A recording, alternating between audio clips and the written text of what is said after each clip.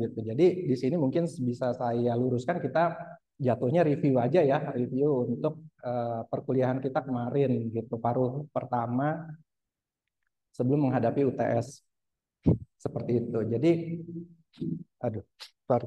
Kalau pertanyaan UTS ya udah pasti, apalagi kita secara teori ya udah pasti diambil dari materi yang ada, sehingga udah dipastikan soal yang ada itu, soal yang keluar ya pasti dari materi gitu. Nah mungkin dari review kita ini, pembahasan kalian mengulang ya latihan, bisa mengingat kembali, kemudian plus siapa tahu ada yang mirip gitu yang keluar. Nah, paling seperti itu ya, karena saya juga tidak tahu soalnya seperti apa.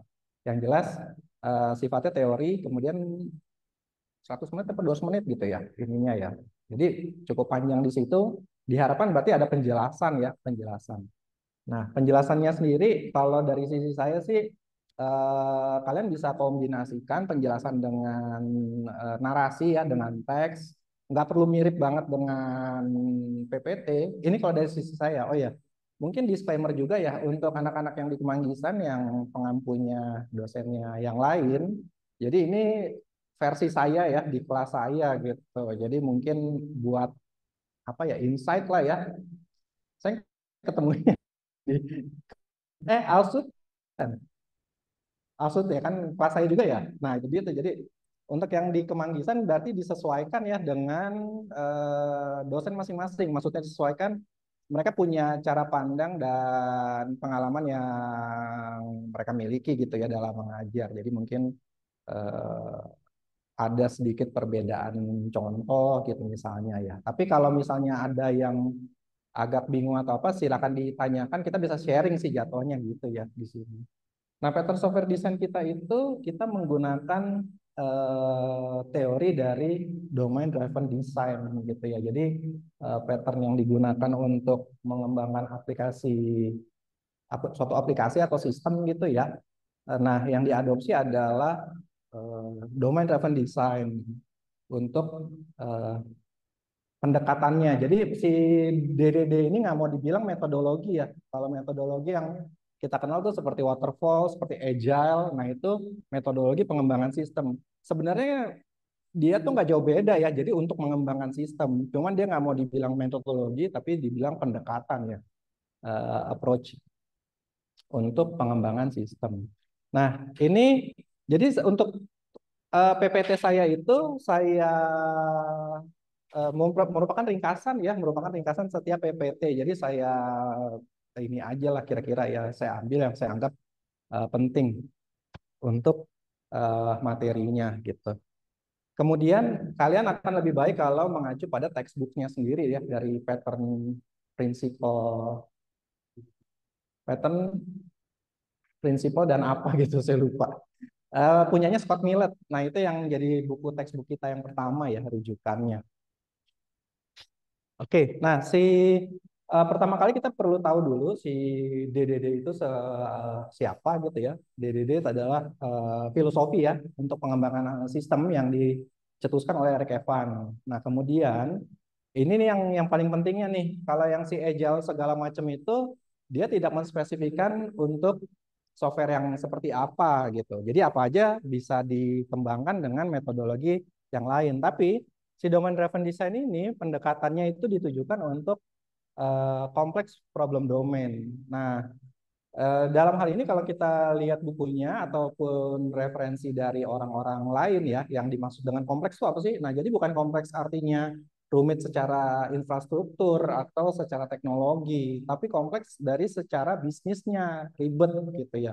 Misalnya paling gampang, eh, yang paling gampang kita baru lebaran, terus diskonnya aneh-aneh gitu ya. Diskonnya macam-macam di setiap marketplace. Nah, diskonnya itu juga beragam, ada yang 10%, ada yang 30%. Itu saya lihat di Shopee ya terutama ya. Nah, dia tuh punya rules kalau kita udah beli berapa kali itu diskon hilang gitu. Yang 10%, yang 30%, sisa yang 10%. Terus kalau kita udah beli sekian kali, gratis ongkir hilang. Nah, itu tuh yang rumitnya kayak gitu tuh. Gimana caranya dia bisa menghilang, gimana caranya dia bisa ditambahin tanpa mengganggu hal-hal yang lain. Dan itu sifatnya dinamis setiap setiap apa ya bilangnya ya, setiap periode pasti ada ya, misalnya di awal tahun, di tengah tahun, di akhir tahun, belum lagi di perayaan-perayaan, belum lagi di tanggal kembar. Nah, itu udah itu yang dianggap eh, kompleks. Itu dari sisi diskon, belum dari sisi policy ya, kebijakan. Misalnya tiba-tiba kayak kemarin si Shopee atau marketplace gitu ya, so, saya langsung sebut ini aja ya, langsung sebut brand Topet. Tapi Topet agak jarang ya, si Shopee yang paling sering yaitu melakukan direct purchase dari China gitu. Nah itu kan mengganggu ya, langsung tiba-tiba diprotes. Atau si TikTok yang tadinya sosmed base untuk apa gitu ya, untuk video, berbagi share video, tiba-tiba dia ada paket buat dagang, buat shopnya gitu. Dan itu direct purchase-nya langsung dari China juga. Nah itu didemo lah misalnya sama pedagang ya. Sehingga keluarlah kebijakan pemerintah. Nah kebijakan-kebijakannya ini juga dianggap merupakan kompleks problem gitu. Jadi bagaimana kita bisa menyematkan semua kebijakan yang ada beserta dengan rule bisnis kita agar bisa berjalan dengan baik pada suatu sistem seperti itu. Nah, kemudian penekanan si domain driven design itu adalah memecah-mecah ya eh, menjadi hal-hal yang tidak saling bergantungan satu sama lain atau kita mungkin kenalnya modular. Nah, pendekatannya itu dia agar setiap modul tidak bergantung, tidak terikat atau loose coupling dengan modul yang lain sehingga untuk pengembangannya akan lebih mudah. Nah, secara garis besar si DDD itu menggunakan dua taktik nih ya, dua pattern atau dua apa ya istilahnya, dua pendekatan utama, yaitu yang pertama strategic pattern dan tactical pattern.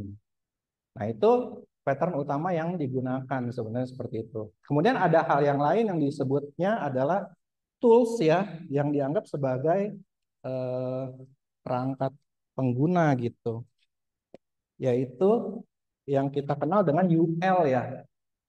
UL nih, ini tools tools dari si ininya ya, dari dianggap tools lah ya, atau ini istilah saya aja nih, UL ya, ubiquitous language nih, semoga nggak salah, ubiquitous ya, language, gini ya.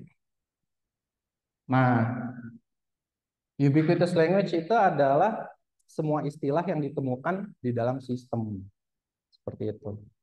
Kemudian eh, itu mungkin sambil jalan aja ya si UL-nya ya. Kemudian ada ciri lain, yaitu kalau si domain driven design itu harus dikerjakan oleh tim. Timnya terdiri dari developer, timnya DDD itu ya, yaitu developer eh, plus domain expert.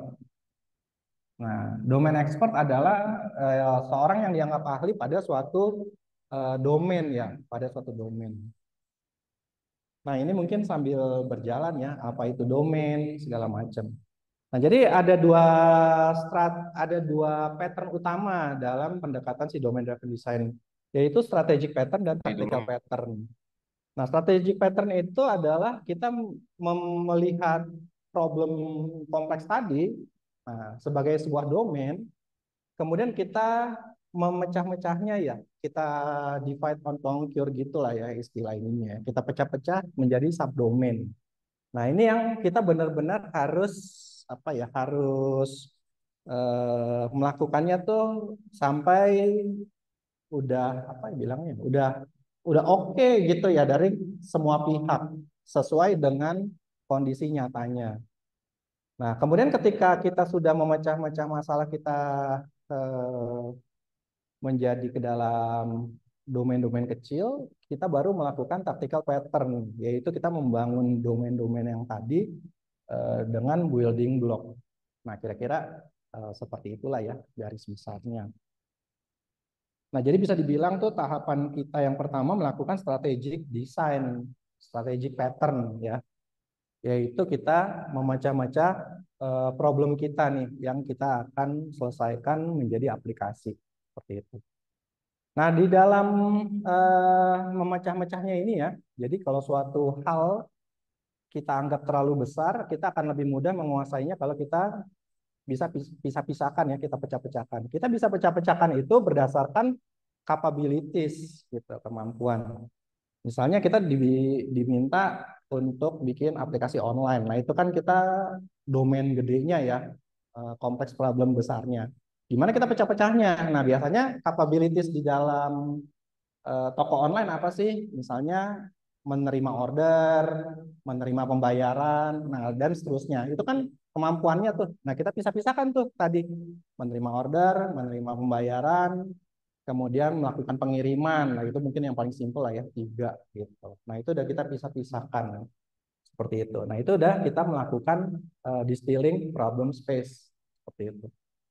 Oke, nah berikutnya adalah itulah yang kita pemecahan tadi itu yang kita sebut sebagai subdomain. Berarti kita membentuk subdomain. Nah, secara teori subdomain itu bisa dikategorikan menjadi core subdomain, generic subdomain, dan supporting subdomain. Nah, tujuannya untuk apa nih? Klasifikasi subdomain adalah untuk prioritas apa yang dikerjakan duluan. Secara teori yang dikerjakan duluan adalah core subdomain. Seperti itu. Kemudian baru berikutnya bisa menyusul generic maupun supporting. Nah, core subdomain itu apa sih? Core subdomain itu suatu domain yang dianggap sebagai fundamental dari aplikasi tersebut, dari sistem tersebut. Kalau secara teorinya ya, fundamental competitive advantage. Kemudian kalau untuk generic subdomain adalah suatu subdomain yang penting tapi semua semua pesaing punya gitu. Nah, itu yang generic subdomain. Kemudian supporting subdomain adalah suatu subdomain yang dianggap mendukung core subdomain. Seperti itu. Nah, misalnya di dalam suatu e-commerce gitu ya, tadi toko online. Toko online yang dianggap sebagai yang utamanya apa sih kalau menurut kalian?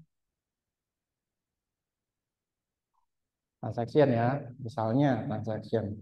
Atau yang menerima order gitu ya, ordernya nih yang paling penting karena kan kalau nggak ada order ya toko online nggak semati dong gitu ya, istilahnya seperti itu. Jadi yang menangani order, nah subdomain order bisa kita jadikan sebagai core subdomain seperti itu. Nah, kemudian supporting subdomain yang mana nih menurut kalian di dalam sebuah e-commerce atau toko online lah gitu, yang mendukung si sales tadi. Misalnya yang mendukung sales adalah untuk menampilkan gambar-gambar gitu ya, katalog-katalognya. Nah, itu kita anggap sebagai supporting subdomain.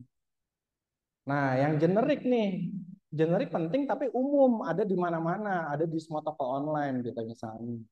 Nah, misalnya di sini untuk report ya, report penjualan seperti itu, untuk mencetak sesuatu atau mengirim email.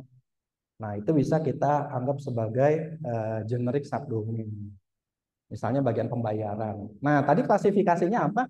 Kalau yang core subdomain ya sebisa mungkin dikerjakan sendiri, maksudnya oleh tim yang senior gitu ya, programmer yang senior. Sedangkan yang supporting dan generic penting, tapi ini cukup umum sehingga mungkin aplikasi pihak ketiga ada nih. Nah, kita bisa bisa pinjem, bisa copy, bisa beli, mungkin ada yang free, ya kita bisa adopsi gitu ya.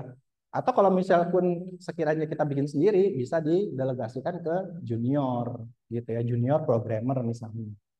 Nah, kira-kira seperti itu ya untuk ininya ya. Gambaran singkatnya lah untuk klasifikasi dari subdomain. Nah, kira-kira contohnya di sini ya, diambil dari buku teks. Misalnya ada lelang online, aplikasi lelang online. Nah, lelang itu dia ada yang menangani member, karena tentu kan kalau mau lelang berarti kan ada yang menjual dan ada yang membeli dong. Nah, itu ditangani oleh member. Misalnya yang boleh membeli hanya yang member doang untuk menjaga privasi gitu misalnya ya. Kemudian tentu ada yang di auction ya, ada yang di lelang. Nah, ada yang bagian lelang. Kemudian ada yang menangani kalau di namanya lelang itu kemungkinan berantemnya tinggi ya. Misalnya nggak puas atau nggak cocok atau mungkin barang curian ternyata barang lelangnya. Ada yang menangani dispute gitu. Nah, disinilah Subdomain-subdomainnya dibentuk. Kemudian tinggal ditentukan yang mana yang menjadi core, yang mana yang menjadi supporting, mana yang generik.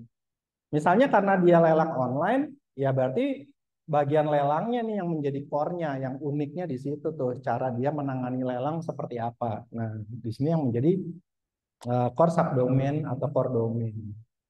Nah, core boleh lebih dari satu atau generik boleh lebih dari satu nggak? Ya bisa aja gitu ya. Misalnya di sini dianggap sebagai seller itu merupakan penting untuk di-maintain sehingga dia menjadi core subdomain seperti itu. Nah, untuk memaintain yang ini, yang membership dianggap supporting misalnya. Nah, boleh aja sih. Kira-kira seperti ini ya untuk pembagiannya.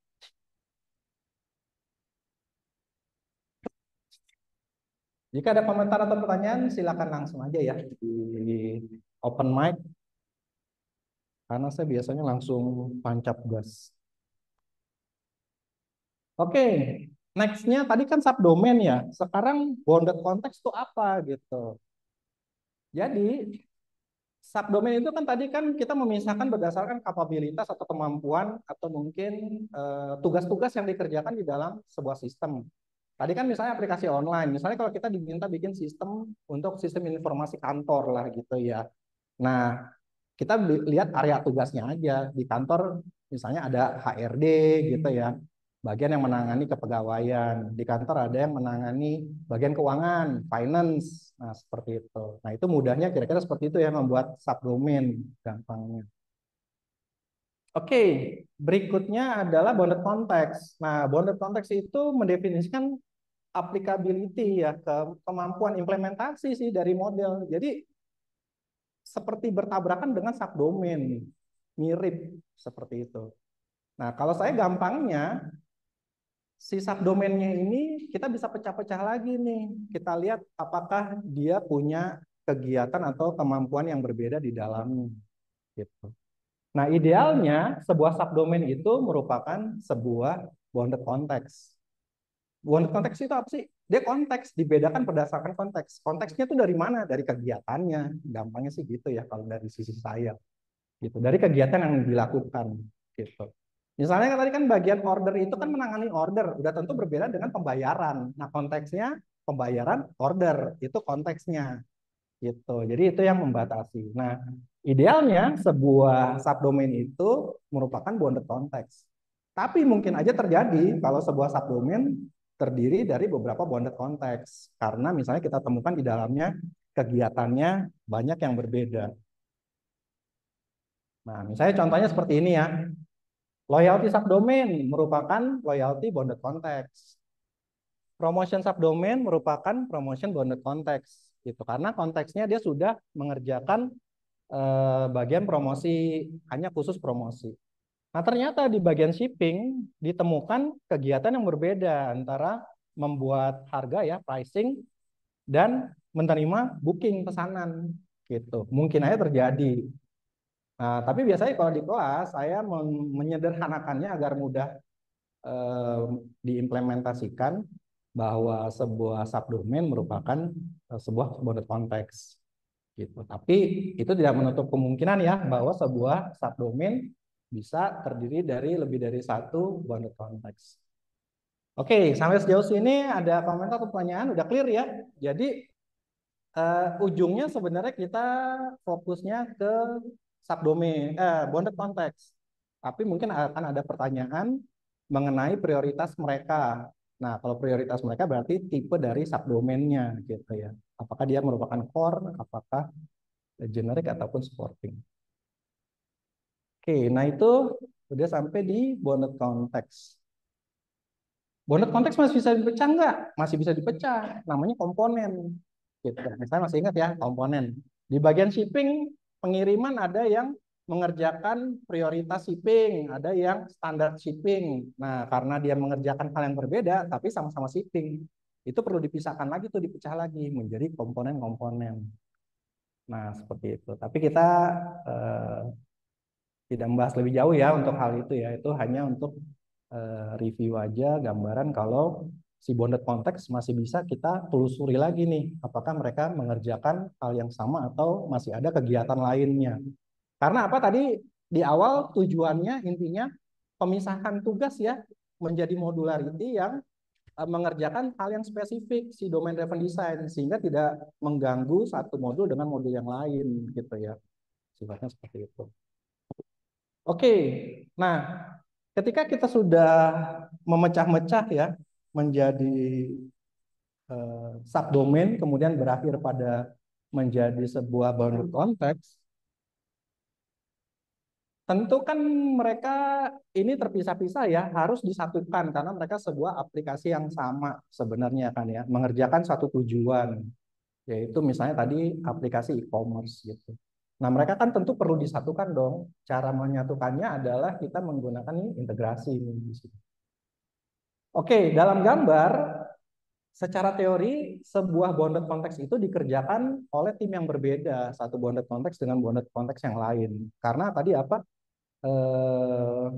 Suatu sistem yang kompleks yang besar. Dalam video di sumber ini kita ya, sumber pendukung kuliah, mungkin yang dianggap aplikasi gede itu yang pengerjaannya lebih dari 6 bulan gitu, yang dianggap besar. Nah, kemudian ini setiap bounded context dikerjakan oleh tim yang berbeda satu sama lain gitu. Kemudian setiap tim juga memilih konstruksi ininya ya, arsitekturnya boleh berbeda-beda satu sama lain, tapi mereka harus tetap bisa berkomunikasi ya, terintegrasi seperti itu. Oke, ya.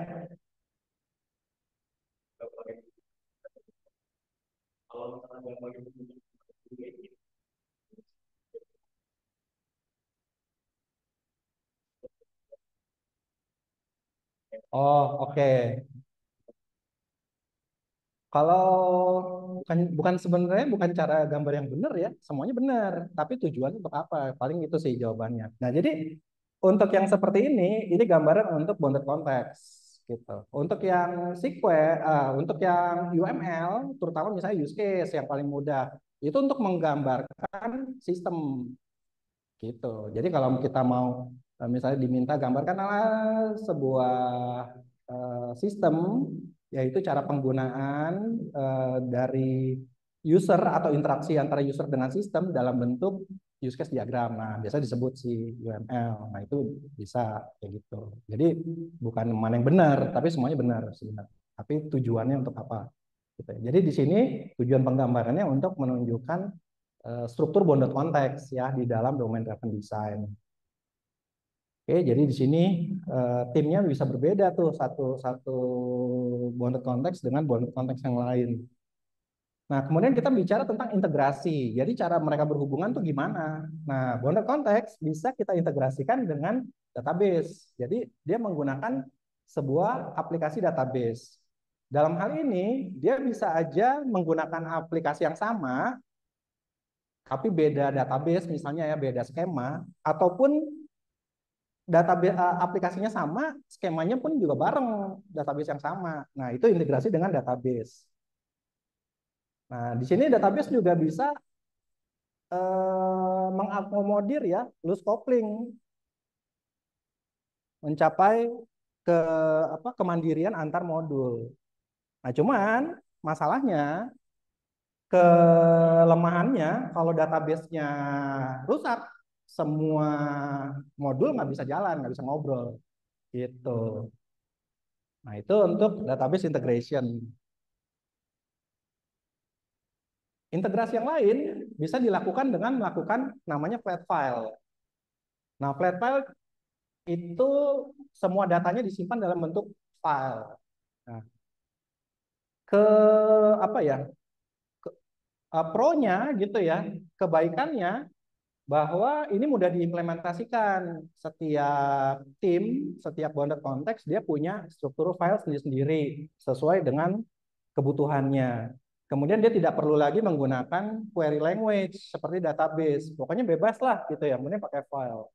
Nah, cuman kelemahannya mereka karena sendiri-sendiri mereka bikin struktur yang sama masing-masing sehingga kalau mau ngobrol jadi sulit antar bounded context. Nah, itu mungkin kelemahannya. Mungkin bisa diomongin oleh tim ya, tapi itu kan makan waktu. Kalau misalnya tiba-tiba suatu tim mengubah struktur filenya gitu, jadi itu akan lebih repot. Mudah, murah, tapi mungkin ininya tinggi. Kemudian dari sisi file itu kan rentan ya untuk keamanan. Jadi eh, itu mungkin salah satu kelemahannya juga ya untuk jika menggunakan integrasi menggunakan flat file. Ya,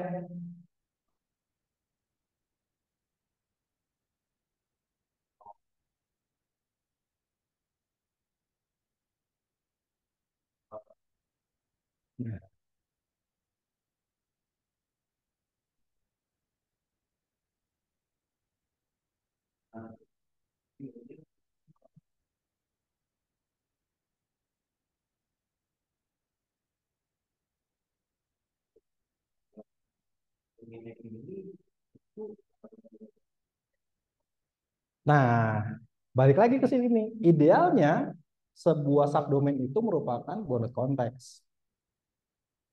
Tapi, nah ada tapinya lagi. Kadang-kadang pekerjaan kita kan campur aduk. Pekerjaan campur aduk. Misalnya tadi di bagian shipping, ternyata shippingnya itu bukan hanya ngirim doang, bukan hanya deliver doang, tapi shippingnya juga ngurusin booking. Nah, itu kita pecah tuh berdasarkan konteksnya booking. Gitu.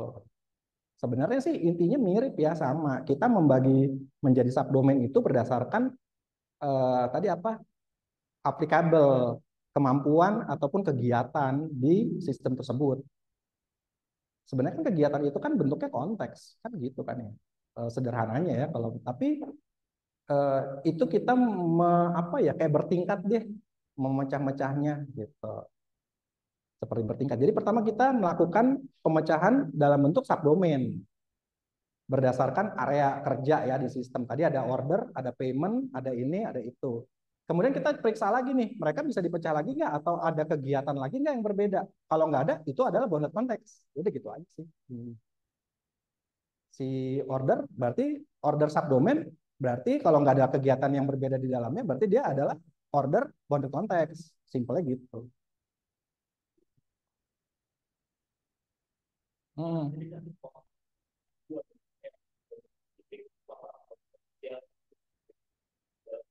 Mungkin. Tapi kalau dia cuma shipping doang, ya berarti bounded context shipping. Gitu aja sih. Ini kan ceritanya kita kan menelusuri ke dalam gitu kasus. Jadi sebuah subdomain bisa aja terdiri dari lebih dari satu bounded context gitu. Oke ya, kira-kira makanya saya bilang agak sedikit tabrakan nih masalah istilah itu sih yang campuran itu. Pokoknya simpelnya kita memecah pertama kali dalam bentuk subdomain. Cara memecahnya adalah melihat kegiatan di dalamnya. Misalnya tadi aplikasi toko online ya atau e-commerce. Mereka ada kegiatan untuk menerima order, menerima pembayaran, melakukan pengiriman, delivery. Nah, itu merupakan subdomain order, subdomain payment, pembayaran, dan subdomain pengiriman. Nah, kita periksa lagi nih, apakah mereka mengerjakan yang lain. Kalau enggak, berarti konteksnya itu adalah order. Udah, bounded konteksnya order. Kalau dia bounded konteks, tadi pembayaran, subdomain pembayaran, ada lagi enggak nih dia mengerjakan sesuatu? Kalau enggak, dia merupakan konteksnya pembayaran, berarti bounded konteks pembayaran. Kayak gitu. Tapi kalau kita periksa lagi, oke pembayaran ternyata ada mengerjakan hal berbeda nih. Nah, baru deh kita pisahkan dia menjadi bounded konteks A dan bounded konteks B. Kira-kira simpelnya seperti itu. Nah, mungkin kalau untuk sebagai contoh, kita striknya langsung sebuah subdomain menjadi sebuah bounded konteks deh. Mungkin simpelnya gitu ya untuk menyederhanakan. Walaupun kenyataannya bisa aja sebuah subdomain terdiri dari lebih dari satu bounded konteks gitu. Jadi pekerjaannya tuh benar-benar berbeda sama sekali, makanya perlu dipisahin, jangan campur aduk. Tujuan dari si domain driven design itu seperti itu. Tadi sampai mana? Oh, tadi flat file ya. Oke, selain flat file untuk melakukan integrasi, kita bisa menggunakan namanya messaging ya, message integration. Jadi dalam message ini dia berintegrasi dengan menggunakan aplikasi yang namanya Message Bus Agent gitu ya. Jadi setiap ada suatu kejadian selesai dikerjakan, dia akan mengirimkan sebuah message. Rencananya seperti itu. Dan ada sebuah pengepulnya nih ya, yaitu si bus agent-nya itu tuh message bus agent. Jadi di dalam setiap bounded konteks dia harus punya message bus agent. Nah, itu bisa kita gunakan integrasi messaging. Nah, contohnya aplikasinya yang ada di teori kita adalah N-Service Bus ya, itu bawaan dari Microsoft. Ataupun kalau pakai aplikasi pihak ketiga lain untuk message juga ada sih ya, kalau kalian googling bisa juga seperti itu.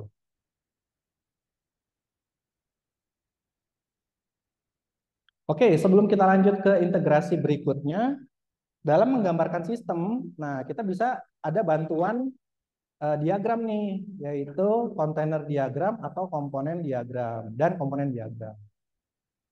Nah, kalau kita mau menggambarkan bounded konteks secara keseluruhan sistem, karena kan timnya itu kan dia terdiri dari orang-orang yang awam lah ya dari dunia IT gitu, ataupun ada stakeholder. Nah, kita bisa menggambarkan dalam bentuk kontainer diagram. Nah, tadi kontainer diagram itu apa tuh? Kontainer. Dia untuk menggambarkan bagian-bagian di dalam sistem ya, dan pemilihan dari sistem komunikasi, arsitektur, ataupun pemilihan teknologi yang digunakan. Jadi secara gambaran gede lah ya, si kontainer. Nah, misalnya tadi aplikasi apa nih? Aplikasi e-commerce lah ya di sini ya. Yaitu ada bounded context sales, billing, shipping, dan lain-lain.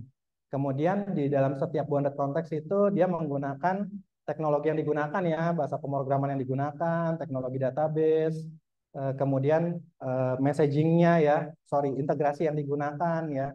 Di sini sistem message-nya menggunakan si service bus misalnya seperti itu. Nah, ini gambaran secara keseluruhan. Kemudian untuk mengaksesnya melalui UI ya, UI-nya nih dari web gitu misalnya berbasis web. Nah, sehingga customer bisa melakukan mengakses ya. Nah, ini adalah bentuk komunikasinya nih ya untuk garis-garis. Nah, selain kontainer diagram, kita bisa menggambarkan hal yang lebih spesifik untuk menggambarkan setiap proses yang terjadi di dalam sistem secara sederhana, yaitu menggunakan komponen diagram. Kalau yang tadi kontainer ya, kalau yang secara keseluruhan, saya takut kebalik-balik. Kalau yang berdasarkan proses, yaitu komponen diagram. Maksudnya apa? Misalnya kita mau gambarin cara proses order barang. Nah, kita bisa pakai komponen diagram nih, yaitu alur dari proses suatu pemesanan barang ya di suatu e-commerce gitu. Di sini yang terlibat adalah sales, billing, shipping. Kemudian ada pihak eksternal yang terlibat yaitu bagian pembayaran ya, payment provider. Kemudian juga ada pihak eksternal untuk shipping provider gitu ya. Misalnya kita pakai JNE atau pakai si cepat seperti itu. Di sini adalah alur komunikasinya nih yang digunakan. Event ya, event itu bisa dibagi. Event itu kan adalah bukan event sih, message. Message itu pesan ada atas suatu kejadian yang terjadi ya. Pesan itu bisa kita ya bedakan jadi dua jenis ya pesannya. Yang pertama namanya event, yang kedua adalah komen. Nah, kalau komen itu adalah suatu message yang dikirim oleh suatu apa bilangnya? Suatu modul dan diketahui kemana atau siapa penerima dari message tersebut. Itu komen. Jadi dia sifatnya tight gitu ya. Kalau yang satu lagi adalah event. Nah, event adalah suatu message yang dilontarkan dan si pengirim message tersebut tidak tahu siapa yang akan pakai gitu. Nah, kelebihannya adalah dia loose coupling ya di situ. Nah, apakah kita kan loose coupling itu kan sehat ya bagus. Jadi si tight nggak perlu digunain dong. Ya nggak gitu juga, tetap kita gunain. Misalnya kan kalau dari aplikasi web sudah pasti kita akan ditangani oleh suatu pihak gitu ya. Ketika kita memesan barang kan yang menerima perintah pemesanan tersebut kan satu modul kan, juga semua modul. Makanya dia menggunakan di sini komen ya. Nah, ketika si sales itu sudah menerima suatu message bahwa order lagi udah dibuat, nah dia bisa aja sebenarnya sih pakai komen ke arah billing. Tapi kan itu tight coupling ya, karena yang menggunakan message belum tentu si billing doang. Misalnya ketika suatu order tercipta, bisa aja dia akan melontarkan promosi barang yang lain gitu. Jadi makanya dia pakainya event. Nah, jadi dia sifatnya melontarkan event, nanti yang pakai siapa nih eventnya nih? Bisa billing, bisa promotion, dan lain-lain gitu. Oke, nah ini tahapannya ya. Dua, kemudian dari sisi billing, billing akan memeriksa pembayarannya. Nah, pembayarannya akan dilanjutkan ke pihak eksternal. Nah, di sini menggunakan sistemnya RPC ya untuk remote prosedur karena mungkin terkadang pihak eksternal hanya menyediakan function tertentu aja untuk bisa diakses gitu ya untuk melakukan pengecekan. Apakah dia kartu kreditnya valid? Apakah limitnya mencukupi gitu ya. Kalau oke, baru dia akan melontarkan event lagi nih si billing. Nah, eventnya siapa yang pakai ya bebas, apa aja yang mau pakai. Nah, ternyata yang pakai ada dua nih, sales dengan shipping. Yaitu shipping untuk menyiapkan barang pengiriman barangnya, sedangkan sales misalnya di sini untuk menerbitkan apa tuh namanya invoice ya, misalnya gitu. Si salesnya akan menerbitkan invoice-nya, dikirimkan lewat email, misalnya kayak gitu. Oke, ini untuk proses pemesanan barang. Kalau kita, berarti untuk setiap proses kan ada macam-macam, ada proses pengembalian barang, ada proses komplain, ada proses apa lagi tuh macam-macam. Nah, kita bisa gambarin dalam bentuk komponen diagram. Jadi komponen diagram bisa banyak gambarnya, tergantung proses apa yang mau digambarkan. Tapi kalau yang si kontainer cukup satu aja sih, gitu ya. Cukup satu gambar karena dia merupakan gambaran besar dari suatu sistem. Oke, kemudian nextnya, nah kita lanjut ke integrasi lagi ya. Tadi selain database, flat file, kemudian messaging, ada lagi integrasi dengan menggunakan HTTP nih. Kelebihan menggunakan integrasi dengan HTTP adalah HTTP itu platform agnostik. Jadi dia bebas sih mau platformnya seperti apa, bisa terkoneksi dengan Hypertext Transfer Protocol. Kemudian semua bahasa pemrograman tuh mendukung si HTTP, jadi bisa digunakan dengan baik. Nah, integrasi dengan HTTP itu ada dua yang menggunakan, dua bagian utama ya, yaitu RPC dengan REST. Nah, si RPC itu nih udah kelihatan ya dari singkatannya Remote Procedure Call. Jadi kita memanggil suatu prosedur ataupun function jarak jauh gitu ya dari server. Nah, kita bisa eksekusi di komputer klien gitu. Jadi kita memanggil si prosedur jarak jauh. Nah, si RPC ini kelebihannya ini cepat ya. Development speed-nya tuh cepat. Jadi kita kalau mengembanginnya lebih cepat, cuman dia nggak mendukung skalabilitas. Jadi kalau load-nya gede ataupun eh, apa ya kebutuhan penggunanya rame, bebannya jadi gede, nah si RPC ini nggak bisa mendukung. Karena kan dia sifatnya tight coupling ya. Karena kita memanggil prosedur dari server dari jauh gitu. Kita harus tahu prosedur, kita harus tahu fungsinya namanya apa, versinya berapa, harus cocok dengan yang kita panggil seperti itu ke ininya. Apa dia lebih lebih lebih kaku lah ya gitu ya. Nah, cuman dia cepet ya. CRPC ini udah lama diterapin ya dari tahun 80-an ya kalau dari sejarahnya ya, awal 80 sampai sekarang. Nah, karena kekakuannya apa ditinggalin? Enggak juga. Beberapa fungsi membutuhkan dengan cara RPC, misalnya fungsi keuangan gitu ya. Fungsi-fungsi aplikasi-aplikasi keuangan dia akan menggunakan RPC gitu ya, misalnya untuk mengakses ATM, mengakses akun di bank. Nah, itu dia akan menggunakan RPC. Oke, untuk RPC sendiri implementasinya bisa menggunakan SOAP ya, XML ataupun JSON ya, bentuk ininya ya, untuk datanya. Oke, nextnya adalah REST. Nah, REST sendiri ini ditemuin tahun 2000-an ya, kalau nggak salah ya, awal 2000 gitu. Representational State Transfer ya, kalau nggak salah ya, singkatannya ya, si REST. Introduce-nya oleh si Roy Fielding. Nah, si REST itu dia tidak mengakses seperti RPC tadi ya, function, tapi dia menggunakan metode-metode bawaan dari HTTP, yaitu get, delete, post, dan put gitu untuk uh, mengakses resource yang ada di server. Nah, ini dia yang modern ya, yang zaman sekarang nih diimplementasikan. Jadi penggunaan REST untuk integrasi di bounded context ya, antar bounded context. Nah, sehingga kita tinggal bisa memilih apa yang cocok, apa yang sesuai berdasarkan kelebihan-kelebihan dari masing-masing integrasi ya untuk diimplementasikan.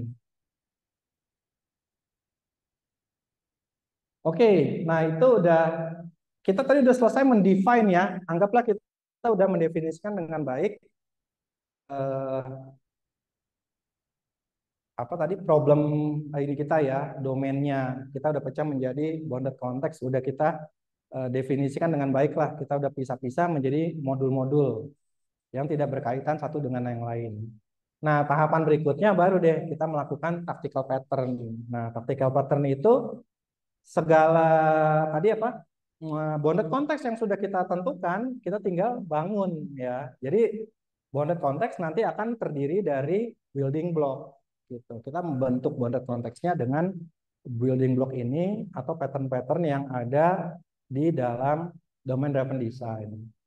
Nah, patternnya sendiri, building block sendiri ini ada yang namanya entitas, value object, domain service, modul, kemudian yang kategorinya lifecycle pattern ya, ada agregat, factories, repositories, ataupun emerging pattern, ada uh, domain event ataupun event sourcing. Nah, itu untuk gambarnya kira-kira seperti ini nih. Nah, jadi sebuah bounded context itu kita bangun dengan si building block tadi ya, ada entitas, ada factory, ada repository, dan lain-lain. Nah, umumnya tadi building block itu udah ada ya, pasti ada walaupun nggak semuanya harus ada. Misalnya event sourcing ya belum tentu dibutuhkan. Kalau nggak dibutuhkan building blocknya implementasi gitu aja sih simpelnya ya. Sesuai dengan kebutuhan dari sistemnya. Oke, nah nextnya kita udah sampai ke entitas dan value object jadi ya building blocknya.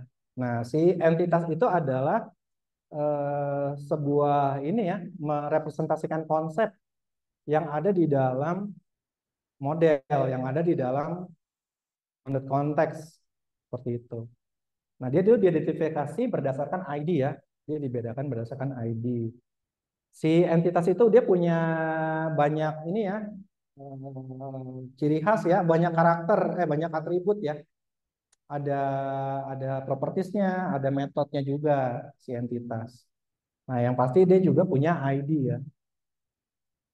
Nah, di sini misalnya entitas produk, dia punya ID, dia punya atribut-atribut ya, misalnya nama produk, warna produk, ada metodenya juga, misalnya mengubah harga jual gitu ya. Nah, si entitas punya metode juga. Oke, nextnya adalah value object. Value object adalah eh, suatu kelas ya yang merepresentasikan konsep juga nih di dalam suatu model. Cuma mereka lebih spesifik mengandalkan karakteristik ya, mengandalkan atributnya. Kemudian ciri lainnya si value object tidak membutuhkan ID, tidak membutuhkan identitas gitu. Jadi misalnya ada suatu value object, oh ya oke, value object biasanya digunakan untuk merepresentasikan ini ya, suatu objek lain yaitu entitas. Nah, dia diasosiasikan ya di sini ya si value object. Dia biasanya merepresentasikan ukuran gitu ya, eh, jumlah. Nah, itu sih value object. Oke, misalnya sebuah value object uang ya, dia itu punya atribut value dengan currency. Kemudian dia juga bisa punya metode sih. Misalnya untuk menambah ya, uangnya bisa ditambah. Kemudian dia bisa self ini ya, ciri-cirinya si value object ya, dia bisa self validating. Kemudian dia immutable ya, sifatnya immutable, sekali tercreate nggak bisa berubah. Kemudian dia sifatnya juga kohesif. Kohesif berarti nyatu ya, dia nggak bisa sendiri-sendiri nih. Jadi value dan currency itu nggak bisa value-nya doang berdiri, nggak bisa. Atau currency-nya doang nggak bisa. Nah, dia harus value dan currency. Seperti itu ya, untuk sifat yang kohesifnya si value object. Nah, ini biasanya tadi kan disebut dia merepresentasikan suatu ini ya, suatu entitas gitu. Misalnya apa? Misalnya price gitu ya. Misalnya tadi suatu produk ya. Produk itu punya punya atribut ya, punya properties yaitu tadi price ya. Seperti ini. Nah, secara umum biasanya kita menggunakan tipe primitif ya di sini ya, price-nya ya, yaitu menggunakan integer nih si harga. Nah, cuman kalau kita pakai integer, kita hanya tahu misalnya suatu produk, produk nih harganya 10.000 gitu ya. Ya, yang bisa ke handle nih hanya 10.000-nya doang nih. Cuman mata uangnya apa nggak tahu gitu. Misalnya kita pakai rupiah ya karena di Indo. Nah, misalnya kita aplikasinya bisa dibeli dari luar negeri gitu. Sehingga mata uang itu nanti akan penting karena kan si IDR itu kan 10.000 rupiah itu kan nggak sama dengan 10.000 USD ya ini ya. Gedean 10.000 USD lah gitu ya dibanding IDR. Apalagi sekarang perang ya lagi anjlok nih katanya ya. Udah berapa sih 16.000 apa udah 17.000 rupiah? Turun ya. Israel lagi diserang sama Iran. Timur Tengah lagi panas ya, langsung merosot lagi. Jadi ini eh, mata uang tuh penting gitu ya, karena 10.000 rupiah itu nggak sama dengan 10.000 US dollar gitu. Sehingga si tipe primitif nih nggak bisa menghandle eh, harga tadi nih. Jadi cocoknya harga itu pakai tipe data lain, yaitu bentuknya value object. Misalnya value object tadi money ya. Jadi price-nya itu pakai tipe object money. Nah, si money itu tadi kan dia punya value dan currency. Seperti itu. Jadi akan lebih cocok dia menggunakan value object untuk tipe data. Nah, biasanya value object digunakan sebagai tipe data ya pada domain data design, pada si entitas seperti itu. Nah, selain harga apalagi misalnya berat. Nah, berat kan sama kan 1 kilo. Karena 1 kg itu beda dengan satu satu P gitu. Eh, apa sih ini ukurannya? Eh, Kilogram ini umumnya internasional ya. Pernah ngelihat ini enggak? Pernah ngelihat yang ons enggak? Ya kan ya? Ini apa sih ons ya? Si ons ya? Saya sampai lupa tuh. Satu kilo dua dua ons ya? Sorry, 5 ons apa 2 ons? 5. Masih ingat ukuran ini kita zaman SD nih kayaknya ya. 1 kilo itu 2 pound atau 5 ons kalau nggak salah gitu ya. Nah ini kan dia ini kan beda nih gitu. Kalau kita pakai tipe data primitif satu doang gitu. Nah biasanya kita pakai teks aja gitu ya, kita pukul rata. Tapi ternyata berat itu kan weight itu beda ininya. Perlu dibuatkan sebagai ini juga nih value object. Jadi kita nggak bisa pakai integer juga nih untuk weight misalnya kayak gitu. Karena nanti dia akan mengacu kepada berat yang akan digunakan. Oke, misalnya juga pakai jarak ya untuk jarak. Jarak satu. Nah, jarak satu nih, 1 meter. Tapi orang US itu pakainya pakai apa? Pakai feet ya. Kita pakainya meter nih kenalnya nih. Tapi orang luar pakainya feet. Ada lagi yang pakai pakai mile, misalnya gitu. Nah, itu kan satuan ukurannya beda ya untuk jarak. Nah, sehingga tadi itu si value object dia akan cocok digunakan untuk tipe data. Sehingga dia tadi tidak perlu apa si identitas ID. Si value object nggak perlu memerlukan ID. Dia akan bergantung pada entitas yang mempunyai ID. Kayak gitu aja sih ya ininya ya. Simplifikasinya untuk penjelasan entitas dengan value object. Ya, betul.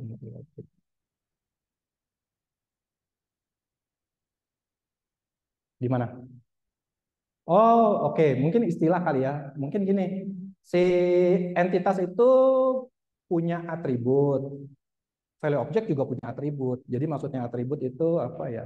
Kepemilikan, nama, ID gitu. Itu atributnya, propertinya.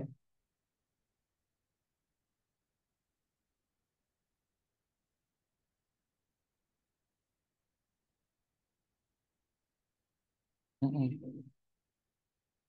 Mm-mm.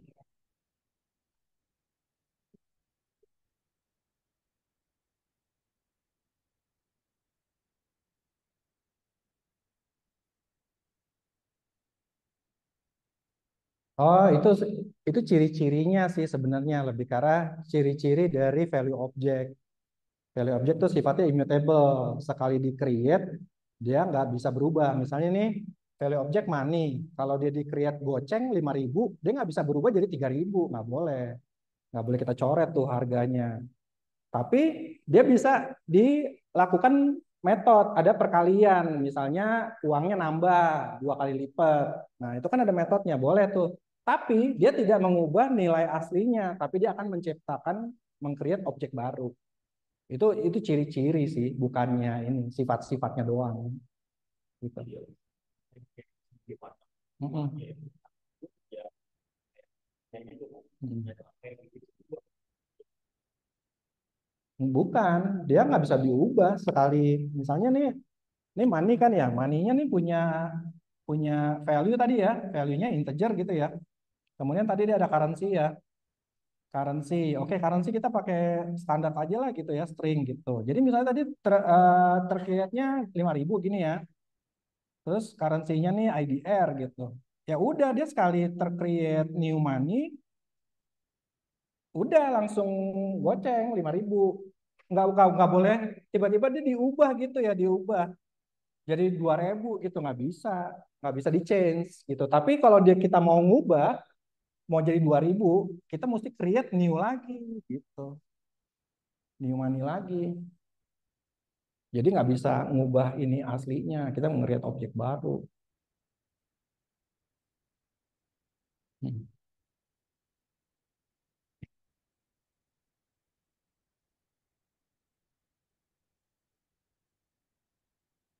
Name, address. Jadi gini ya.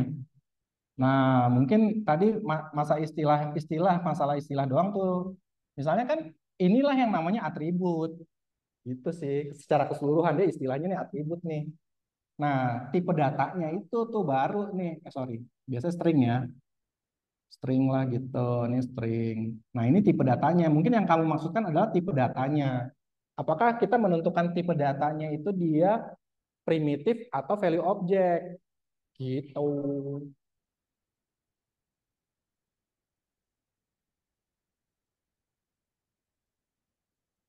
Iya, sebenarnya secara secara teori tipe data primitif itu nggak bagus. Bagusnya pakai value object. Jadi kalau bisa semuanya value object gitu sih. Jadi kalau name ya tipe datanya name juga nih si value object name. Kalau address kita anggap sama lah ya tip nama ininya ya value objectnya ya. Gini. Kalau bisa nih kayak gini. Karena apa? Tipe primitif nggak bisa melakukan self validating. Si value object bisa karena kan bentuknya kelas gitu. Itu sih. Jadi idealnya semuanya itu value object. Tapi untuk menyederhanakan, nah bolehlah kita pakai yang primitif gitu sih. Misalnya untuk yang font ya, yang font kita mau pakai angka apa string, anggaplah angka lah gitu ya. Oh, si font gitu ya boleh sih. Tapi kan kalau fontnya ada banyak, font mobile, font rumah, font kantor, ya akhirnya cocok pakai value object gitu. Ya,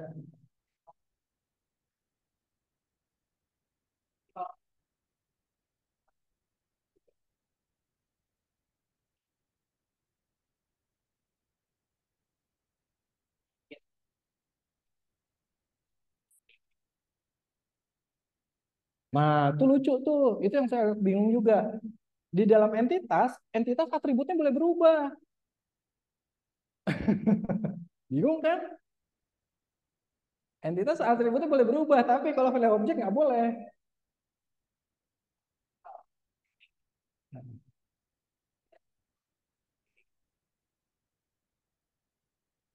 Ya, kira-kira gitu.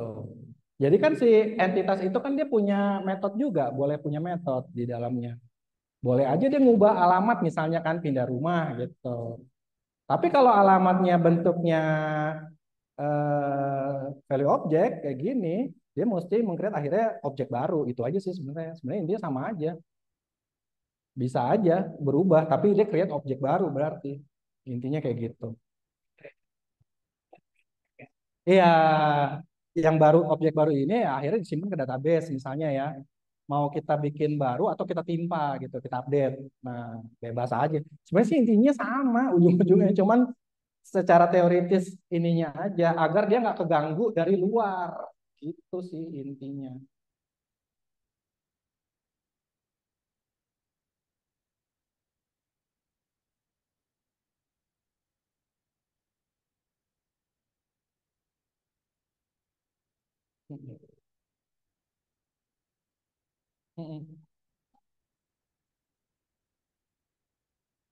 Ya, benefitnya karena si value object itu bisa lebih kaya daripada yang primitif. Kalau primitif kan value-nya doang. Kalau value object kita bisa tambahin self validating, kita bisa tambahin atribut yang lain, misalnya last name, first name, family name, ya kan banyak kan gitu. Dibanding kalau pakai string, ya kita bisa bisa bikin banyak nanti kan last name lebih ribet. Mendingan satu aja dikompres gitu. Gitu sih kalau saya nangkapnya sederhananya ya, kayak gitu. Nah, kalau mau itulah makanya tadi dibilang untuk kompleks problem. Jadi untuk yang sederhana jadi malah ribet sih gitu. Tapi kalau untuk yang ini besar, mungkin hal seperti ini malah jadi membantu gitu ya. Nah, tadi itu tuh idealnya memang setiap atribut merupakan value object ideal gitu. Tapi mungkin kita bisa lah menggunakan eh, tipe primitif ya. Oke, jika ada komentar atau pertanyaan silakan. Nah, mungkin sambil untuk ini kita latihan ya. Ini latihan sebenarnya udah pernah ada di kelas nih. Cuman saya ambil satu contoh aja ya yang aplikasi pertanian. Oke, untuk yang di rumah kalau mau bertanya atau komentar silakan ya.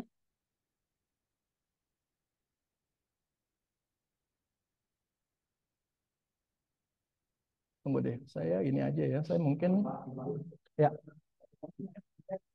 ya boleh. Eh, ada di sini sih, entah copy aja di sini. Ya.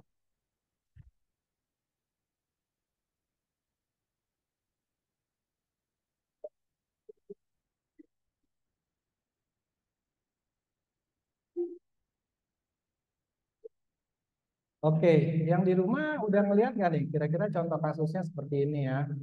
Aplikasi pertanian. Nah, tadi kan udah dibilang kalau apa si domain driven design itu kan untuk aplikasi yang besar ya, yang kompleks, problemnya yang kompleks. Ini saya hapus dulu ya. Kemudian yang dianggap kompleks itu berhubungan dengan rule bisnis, dengan kebijakan-kebijakan ya, policy-policy yang ada. Nah, mungkin di sini polisinya nggak spesifik ya, dituliskan misalnya contohnya policy di aplikasi perpustakaan gitu ya. Maksimum peminjaman 2 buku sekali pinjam. Satu buku maksimal 1 minggu. Nah, itu kan kebijakan ya di perpustakaan. Demikian juga di pertanian nih. pertanian mungkin ada di dalam sini ya untuk kebijakannya ya. Jadi apa-apa aja yang bisa dihandle aplikasi tersebut. Nah, intinya adalah di aplikasi pertanian ini dari si panda.id adalah fiturnya nih. Jadi eh, applicability-nya nih, kemampuan dari sistem tersebut, yaitu memberikan informasi pertanian, kemudian bisa melakukan perhitungan kebutuhan pupuk, pestisida, dan waktu panen, bisa melakukan ini ya, merekomendasikan bibit yang sesuai dengan jenis tanaman dan kondisi tanah. Ya, oh ya, oke. Saya stop. Oh iya, sorry. Thank you ya. Sebentar ya. Saya stop share dulu. Kemudian saya share ulang ya.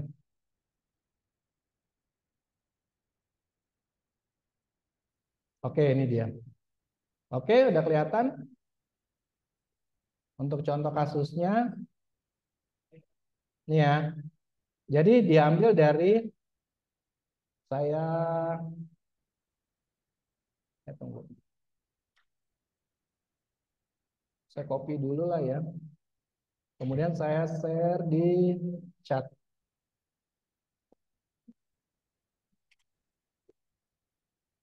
Oke, Dian. PPT-nya saya share nanti di chat deh ya. Eh, oke, ini untuk contoh case-nya. Nah, tadi kan domain driven design itu untuk kompleks problem. Nah, yang dianggap kompleksnya itu tadi adalah banyaknya aturan-aturan gitu ya, yang dilakukan oleh sistem atau mungkin yang berhubungan dengan bisnis, sorry, bukan oleh sistem ya, tapi berhubungan dengan bisnis. Misalnya tadi kalau aplikasi perpustakaan di bisnisnya kan satu buku maksimal 1 minggu, maksimal sekali pinjam 2 buku. Nah, itu kan aturan perpustakaannya, bisnisnya ya. Kalau hilang ganti, terlambat ganti, terlambat bayar sekian. Nah, itu persyaratan bisnisnya juga. Nah, itulah kompleksitasnya. Dalam aplikasi pertanian ini mungkin ada di dalam ininya ya, di dalam narasinya. Mungkin sekalian kalian lihat ya, seperti apa cara kerja aplikasinya. Nah, intinya adalah si aplikasi tersebut memiliki fitur nih yang bisa kita anggap tadi sebagai applicability ya, kemampuan dari sistem, yaitu memberikan informasi pertanian, memberikan perhitungan kebutuhan pupuk, pestisida, kemudian waktu panen, bisa merekomendasikan bibit yang sesuai dengan kondisi tanah misalnya ya, dan jenis tanaman. Sistemnya bisa memberikan peta lokasi petani dan daftar pasar. Nah, misalnya tujuannya tadi kan untuk melakukan penjualan ini ya, hasil pertanian. Kemudian terakhir adalah memiliki chatbot untuk memberikan solusi si atas pertanyaan kalau petani punya pertanyaan misalnya gitu. Oke, nah untuk latihan misalnya kan kalian harus cepet nih ya. Mungkin kita start dari beberapa pertanyaan ini dulu ya. Misalnya pertama ya, berdasarkan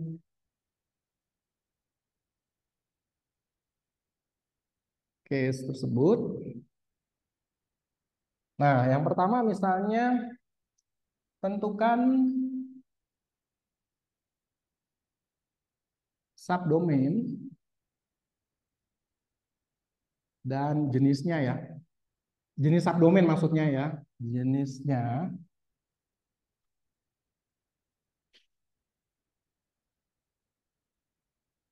sesuai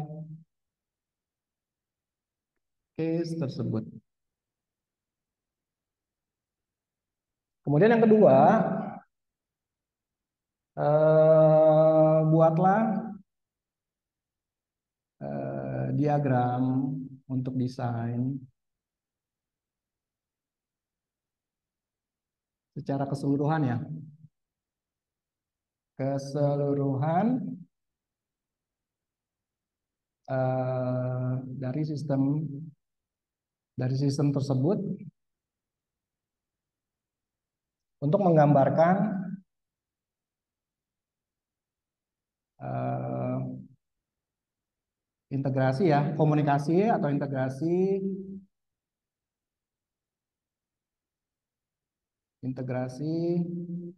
serta pemilihan teknologi ya. Nah, kalau ada pertanyaan kayak gini berarti gambarnya bisa kita gambarkan dengan kontainer gitu ya, pemilihan teknologi. Oke, ada yang mau maju? Kan kita ujian nih ceritanya nih, main cepat. Nomor satu, gambarin, kemudian jelasin.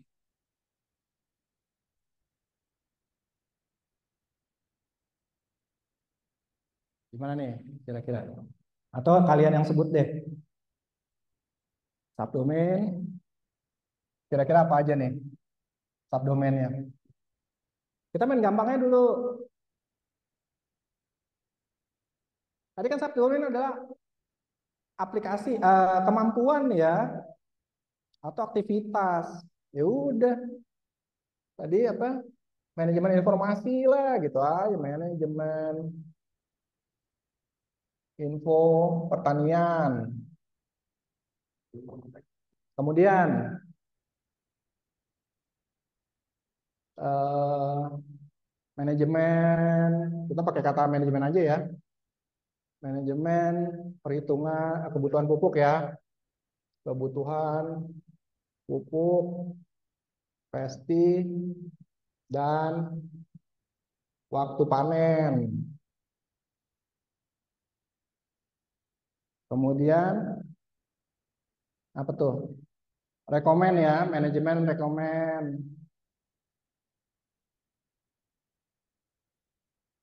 Rekomen bibit dan udahlah. Rekomen bibit aja berarti ya.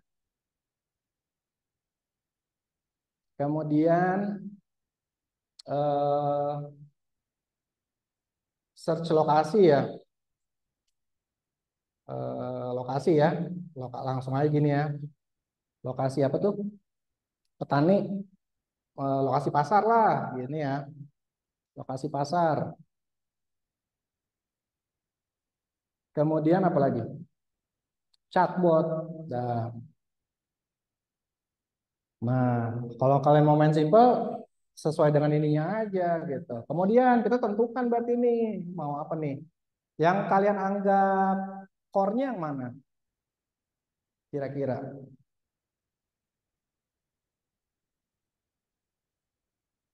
Yang mau kalian anggap core. Karena dia petani ya, kebutuhan pupuk nih. Misalnya kita anggap core nih, karena petani ya kerjaannya kan bercocok tanam. Penting dong kebutuhan pupuk segala macam ya kan. Core domain. Kemudian apalagi? Yang jadi generik yang mana menurut kalian?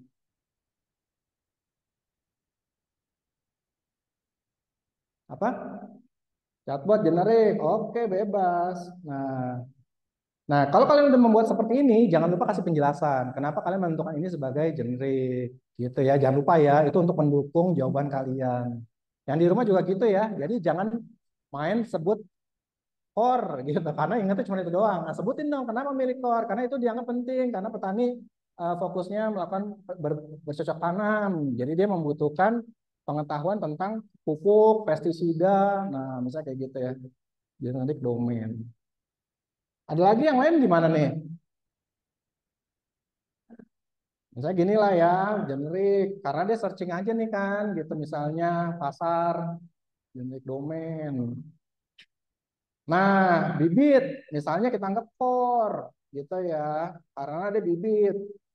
Berhubungan dengan pertanian. Info pertanian kita anggap generik. Nah, supportingnya mana? Gitu. Bebas sih. Kalau menurut saya, ini saya anggap supporting. Karena mensupport si nanya-nanya. Kalau menurut saya ya, ini eh, karena mendukung si karena kan tadi kan untuk nanya-nanya kan si petaninya. Kali dia nanya-nanya tentang waktu tanam yang baik, pupuknya seberapa, ya pakai chatbot. Jadi dia kita anggap sebagai supportingnya si core. Saya anggap ya. Lokasi pasar itu mencari peta lokasi. Jadi aplikasinya bisa misalnya, gue mau nyari pasar terdekat dong di sawah gua gitu. Kan biar dia mau jualan misalnya kayak gitu. Ya,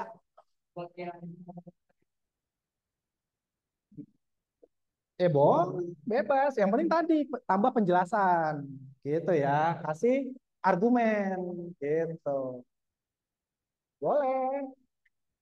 Ini kan saya hanya contoh aja gitu. Jadi kalian jangan rumit, gitu aja dulu.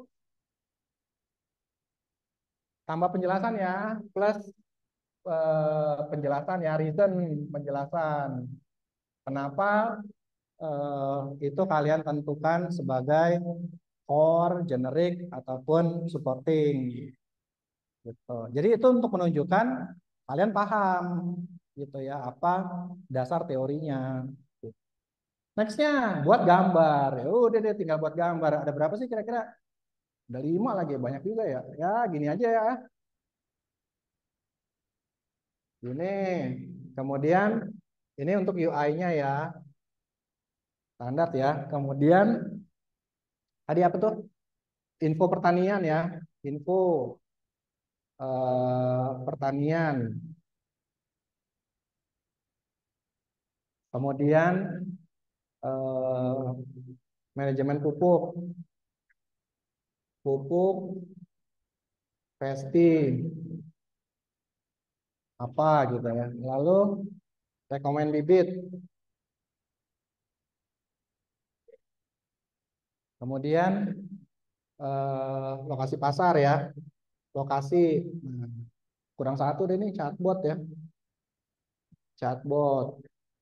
Nah, teknologinya apa nih? Misalnya pakai MySQL gitu. Pakai apa? Eh, Java gitu misalnya ya. Mau pakai apa nih? HTTP gitu ya untuk ininya ya, komunikasinya. Udah deh. Nah, misalnya ini dari chatbot udah ya. Chatbot misalnya di sini ke pihak eksternal gitu ya. AI, apalah gitu, AI server gitu misalnya. Info pertanian juga bisa sih lewat ke ini ya, ke eksternal ya, mungkin aja. Nah, ini manajemen nih. Eh, rekomen bibit tadi yang ada tentang panen ya, waktu panen di sini ya, waktu panen. Misalnya dari waktu panen bisa ke sini ya, ke lokasi gitu misalnya. Karena kan kalau udah panen dia bisa jualan di pasar. Hmm. Kalau mau apa? Pinjam API. Iya, kayaknya sih gitu. Kalau dari eksternal ya, kalau pakai API. Pokoknya yang di luar dari sistem gitu. Teknologinya yang digunain.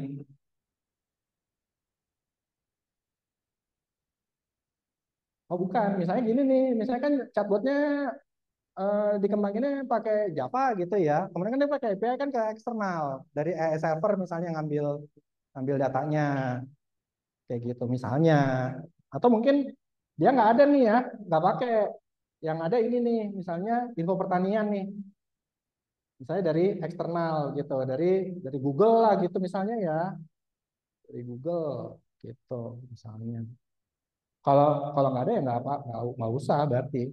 Kalau ini berdiri sendiri semua, misalnya dia punya internal database tentang info pertanian, ya boleh aja. Jadi nggak usah ada eksternal. Gitu. Hmm.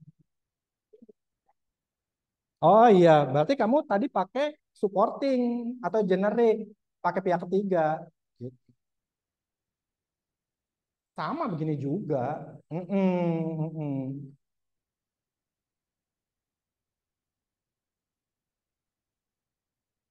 Ya,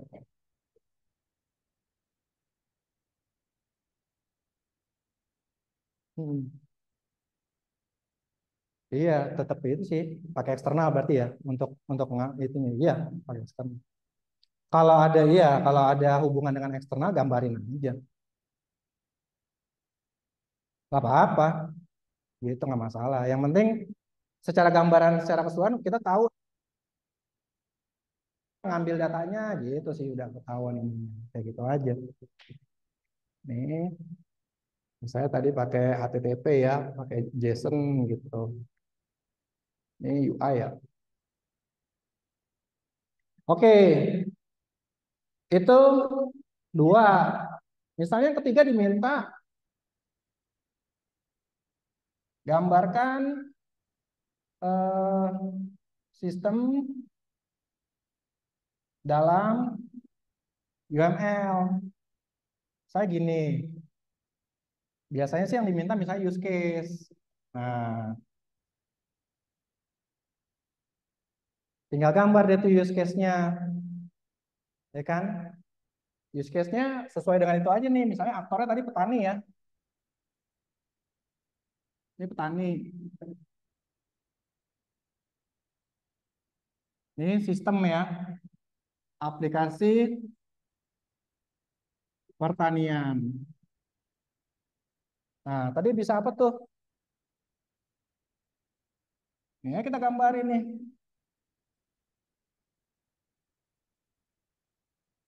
Ada empat, ada lima. Nah, gini ya. Bisa chat ya, dengan chatbot. Tadi bisa apa lagi nih? Info, bisa melihat info pertanian. Nah, dan seterusnya. Oke, itu kalau diminta gambarin use case. Terus apa lagi ya? Misalnya, nah, gambarkan entitas ya. Gambarkan entitas dan value object dalam, misalnya dalam apa ya? Kelas ya biasanya ya, kelas diagram. Nah, gambar deh tuh. Kelas diagramnya ada apaan tuh di situ tuh? Ada apa?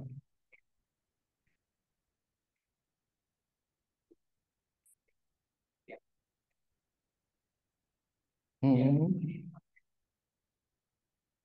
Ya, bisa pakai itu. Yang paling simple. Eh, mungkin bisa dinarasiin ya. Setiap bonus konteks memiliki masing-masing gitu. Contohnya satu aja mungkin ya untuk bonus konteks. Kemudian mereka berkomunikasi dengan menggunakan gitu. Komunikasi antar bonus konteks ya dengan menggunakan HTTP REST gitu misalnya kayak gitu.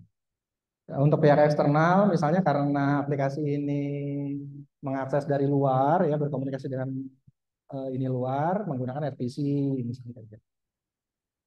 Gambar legendnya juga ya, gambar kalau menggunakan contoh garis ya, contoh panah di sini bisa pakai ininya sih penjelasan ya, keterangan gambar. Misalnya ini tadi apa nih? Ini misalnya tadi HTTP gitu. Ini RPC, apalah gitu ya. Nah, ini kan hubungan untuk komunikasinya ya antar itu ya, antar bounded konteks. Oke, nah ini gambarnya entitas. Nah, ini agak bingung sih.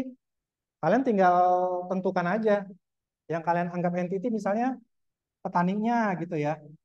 Petani entity, terus produknya, produk. Petani punya produk ya. Misalnya eh, produknya petani apa? Misalnya singkong gitu ya. Padi. Nah, kemudian apa lagi nih yang ada di situ kira-kira?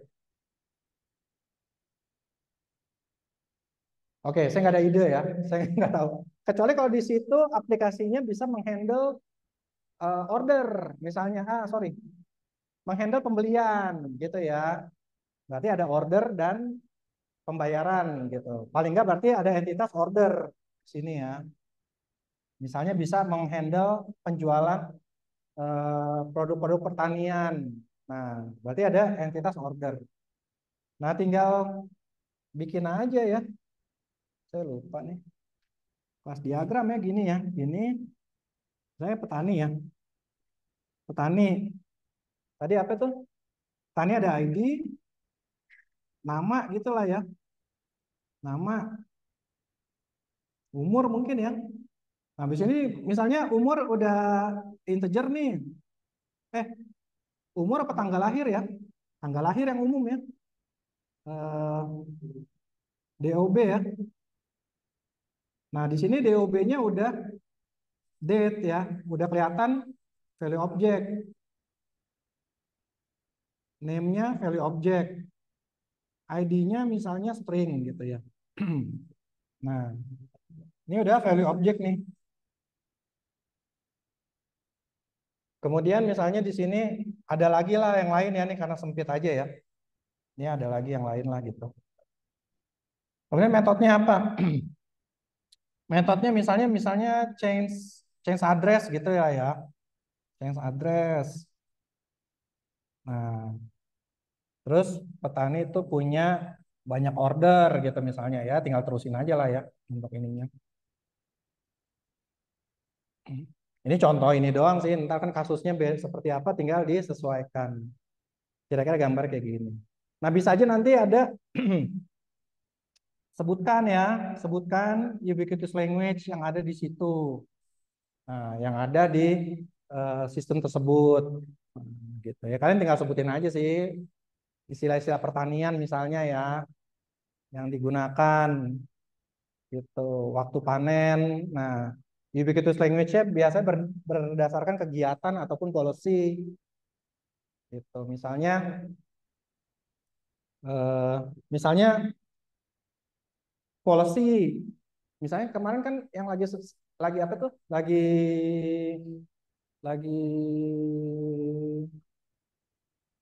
saya jadi lupa. Lagi pemilihan presiden, lagi pemilu kan beras ini ya parah kan ya stoknya kan. Terus ketika di supermarket kita dibatasin beli minimal dua karung yang 5 kilo. Nah, itu policy kan. Jadi ditulislah kebijakan pembelian maksimal satu karung beras per karung gitu misalnya.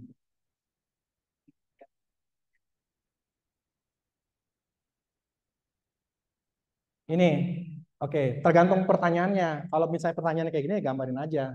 Tapi kalau misalnya jelaskan value objek apa aja yang ada di dalam aplikasi tersebut, ya berarti kalian tulis list itunya value objek dan dijelaskan kayak gitu. Ini entity yang ini, yang diidentifikasi aja. Kira-kira entitas yang ada di aplikasi ini siapa aja sih? Itu apa aja bentuknya? Nah, ini sih yang minimal yang saya kenali ya. Saya kan petani, nah kan pasti kan karena penggunanya petani gitu. Kemudian ada produk karena kan petaninya punya sawah, tanaman yang mau dijual gitu. Mungkin juga ada bibit ya kan karena di situ bisa membeli bibit gitu misalnya. Itu aja sih ininya identifikasi ini. Menangani jual beli ya udah berarti ada order di situ. Aduh, sorry. Oke, nah ini cara saya ya. Ini kalau ini cara saya untuk biar kalian nggak terlalu ribet gitu mikirnya kayak gimana. Tapi nanti berikutnya bisa kalian kembangkan dengan tambahkan penjelasan-penjelasan, penjelasan dan gambar untuk mendukung jawaban kalian begitu sih. Ya,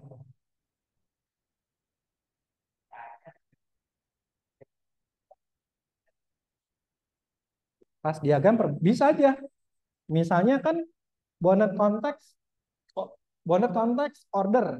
Misalnya ya, misalnya kita bicara e-commerce ya kasusnya.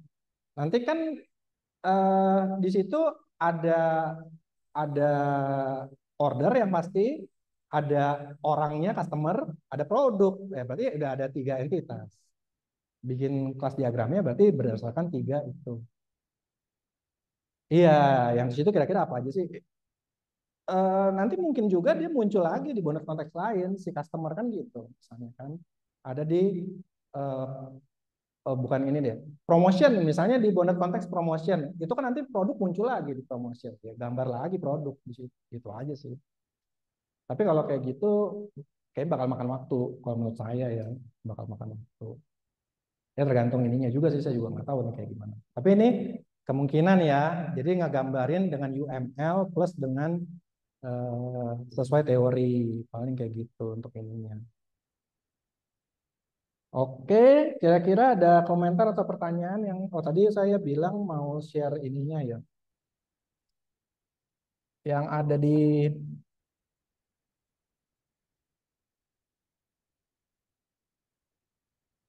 oke, ada pertanyaan nih untuk PPT share. Oh iya, tunggu ya di sini ada di download ya responsif. Oke, yang itu PPT share lewat chat ini ya di chat. Mungkin semoga bisa membantu untuk belajar ya, review. Tapi itu benar-benar ringkas banget sih ya. Untuk yang di kelas di copy aja dari sini ya untuk ininya PPT-nya. Oke, silakan kalau ada komentar atau pertanyaan. Ya,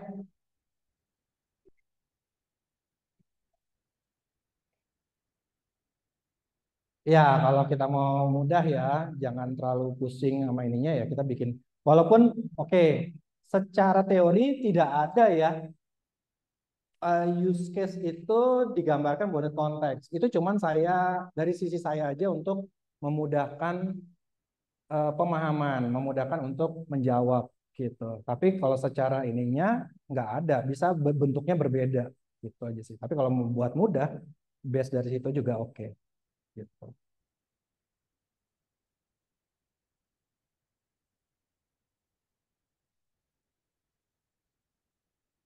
Nah, kalau pertanyaan, karena kan kita ada materi yang building block ya, pertemuan ke-5 kalau nggak salah ya. Itu kan secara umum. Nah, kalau misalnya apakah yang dimaksud ada pertanyaan gitu ya, iseng-iseng, esai, apakah yang dimaksud dengan agregat? Nah, mungkin hafal baca-baca aja lah gitu. Kayaknya sih enggak sih. Kalau saya ya, sisi saya sih kayaknya enggak terlalu. Pokoknya ya baca-baca aja deh setiap pertemuannya, terutama yang berhubungan dengan teori sih ininya, pengertian-pengertian kayak gitu. Paling itu doang. Kalau keluar atau enggak saya nggak tahu. Ya, oh ada. Ya jatuh.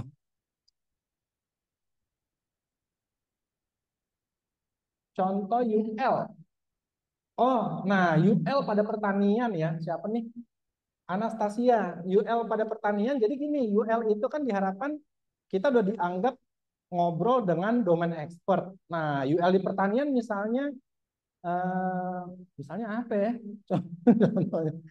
Saya jadi bingung sih. Kira-kira pertanian apa nih? Semua yang berhubungan dengan kebijakan atau rule bisnis di aplikasi tersebut atau di pertanian yang dijalankan. Misalnya tadi tuh kebijakan menjual beras. Nah, itu UL. Jadi kebijakan nggak kelihatan ya. Kebijakan kita bikin kebijakan menjual beras ya. Kebijakan menjual beras. Seperti ini nih. Misalnya ada pembatasan gitu. Kebijakan pembatasan ya. Pembatasan. Nah, ini UL-nya gini nih. Kebijakan. Nanti kan dia kan kok tadi memenuhi kebijakan tersebut. Misalnya menjual beras hanya boleh satu karung sekali jual, satu karung satu kuintal, sorry, satu kuintal misalnya, 100 kilo gitu ya. Kan karena orang pada nimbun nih gara-gara pemilu kemarin gitu ya. Beras habis di pasaran. Sampai sekarang sih ya harganya masih masih naik tuh, ada dibatasin. Misalnya seperti ini di pertanian. Jadi petani nggak boleh kejual ke tengkulak misalnya, nggak boleh jual sembarangan. Nah itu bisa aja, itu UL-nya berarti gitu. Kemudian eh, apalagi ya, misalnya bibit gitu ya, bibit bibit berapa bulan. Nah, bibitnya tuh udah gede gitu. Misalnya kalau pertanian kebun kelapa kan kita bisa belinya tunas atau yang kecil. Nah, kita di kita pakai if nih misalnya kita mau beli yang mana nih? Yang masih bibit kecil atau yang sudah berapa bulan atau yang sekian bulan. Nah, itu bisa jadi UL juga gitu. Saya agak bingung juga sih bilangnya Anastasia. Kira-kira kayak gitulah. Yang termasuk kebijakan ini nih.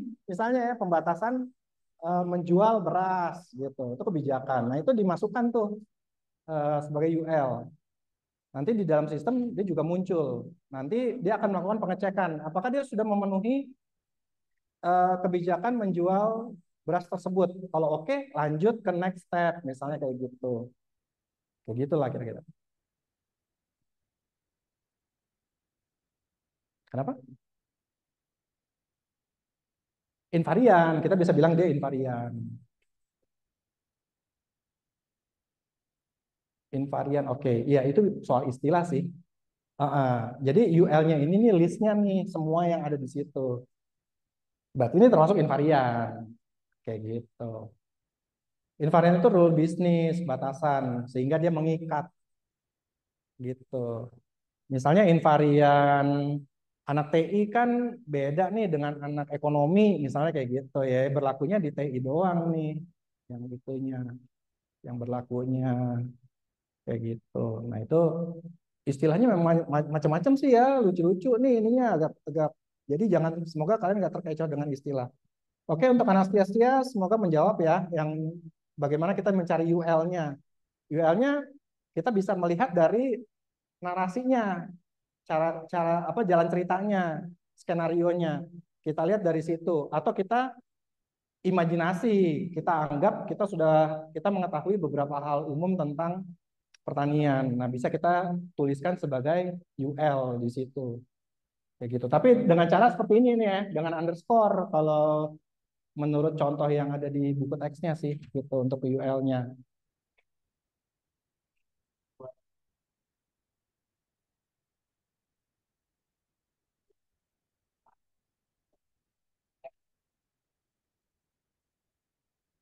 Iya betul. Tapi lebih ke arah bisnisnya sih. Kalau UL, oke. Pertanian agak sulit ya tadi ya si Anastasia. Mungkin tadi tuh tentang aplikasi perpustakaan paling gampang ya. Karena kan ada rules di perpus ya. Kita hanya boleh minjem satu buku, dua buku sekali pinjem. Nah, maksimal dua buku. Nah, itu kebijakan tuh kebijakan meminjam buku maksimum. Nah, itu kita tulis nih UL-nya. Lalu kebijakan pengembalian buku. Nah, kan harus satu minggu misalnya. Nah, itu UL juga tuh. Denda kebijakan membayar keterlambatan buku. Nah, itu masuk UL juga. Kayak gitu aja sih. Tinggal di ini.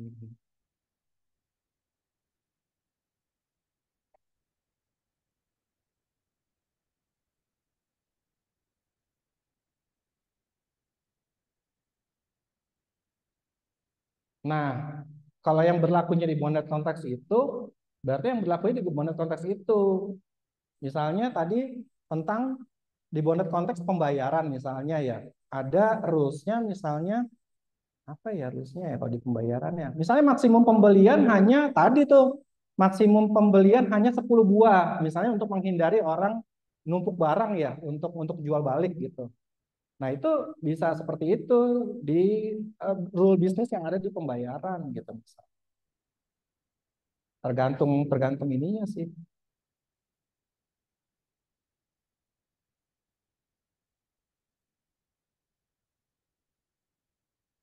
Nggak perlu, nggak perlu. Nah, mungkin yang masuk ke UL-nya kebijakannya terutama ya yang pertama. Kemudian kedua itu bisa juga nama atributnya ya, nama atributnya. Misalnya alamat, alamat kantor. Nah, itu UL tuh. Alamat kantor, alamat email. Nah, itu bisa jadi UL juga. Nanti ini akan muncul sebagai atribut pada customer gitu misalnya. Kan kita punya istilah-istilah yang aneh ya. Misalnya apa ya kalau di kampus ya istilahnya yang jadi UL ya. Misalnya senior deh, yang dianggap mahasiswa senior itu yang udah 5 tahun gitu misalnya. Nanti bakal dihitung dari NIM-nya gitu. Apakah NIM-nya udah melewati 5 tahun nih. Nah itu ada istilah mahasiswa senior ya udah tulis sebagai UL. Mahasiswa senior adalah 5 tahun karena mahasiswa senior ini harus buru-buru diluluskan gitu ya. Karena kebijakan pemerintah kalau makin banyak mahasiswa senior yang numpuk di kampus, akreditasinya turun. Nah itu kebijakan tuh, makanya tuh perlu dideteksi kan siapa aja nih yang udah senior nih gitu. Nah itu UL berarti itu bisa masukin. Nanti munculnya di mana ya bebas, bisa muncul sebagai nama atribut, bisa muncul sebagai nama function atau metode, bisa muncul sebagai nama kelas gitu. Si UL itu. Gitu. Semua istilah yang ada di situ. Iya, yang berlaku. Iya, yang ngerti yang semua yang terlibat di bisnis itu di konteks tersebut kayak gitu. UL itu kan bahasa yang diketahui bersama biar antara si domain expert dengan pengembang ataupun mungkin stakeholder yang lain kayak gitu. Oke, ada lagi kira-kira ya? Oh bagian atas. Bagian oh di atasnya ada, bentar ya.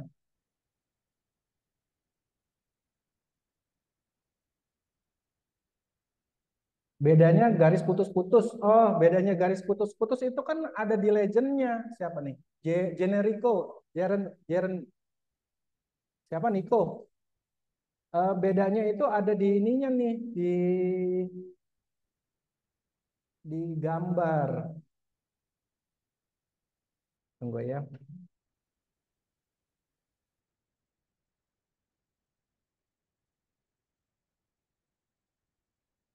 Nih, di daftar gambarnya ada nih kan di bagian kiri. Kelihatan nggak di itunya? Di share screen saya. Belum ya? Oke, belum keganti ya. Oke.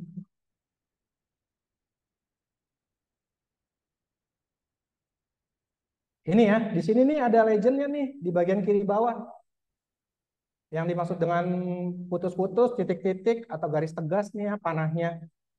Nah ini untuk membedakan gambar ininya, arusnya, panahnya, arus komunikasinya.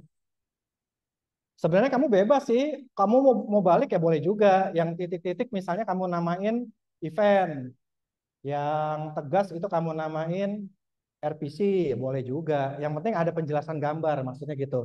Maksudnya adalah di sini adalah pemilihan atau penunjukan komunikasi yang digunakan atau integrasi yang digunakan. Seperti itu aja sih ininya. Karena kan ada beberapa jenis ya untuk komunikasi sehingga perlu dibedakan dalam bentuk tanda gambar. Kayak gitu aja perbedaan gambar. Nah, di sini kira-kira gimana nih? Udah jelas nggak nih? Udah ada. Makanya kalau misalnya ntar dibikin di soal, jangan lupa kasih penjelasan keterangan gambar gitu untuk ininya. Harus harus message-nya.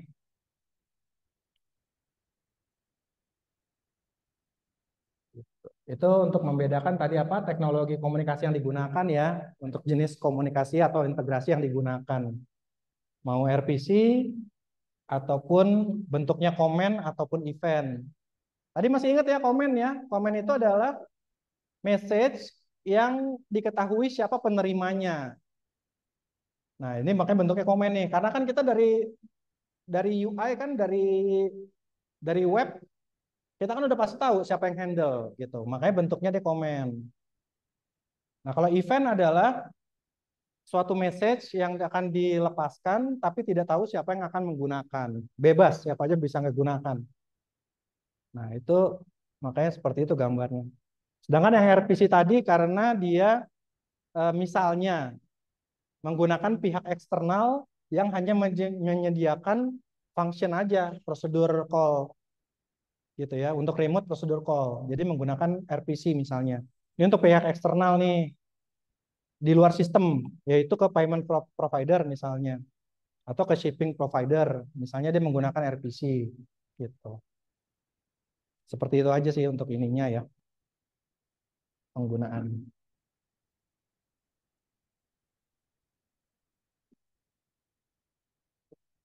Oke, kira-kira untuk Jericho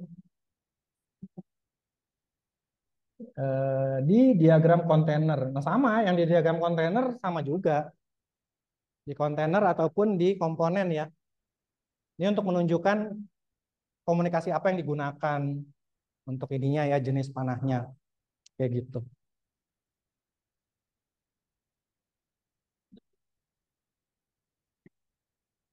Oke, ada lagi gak nih? Oke.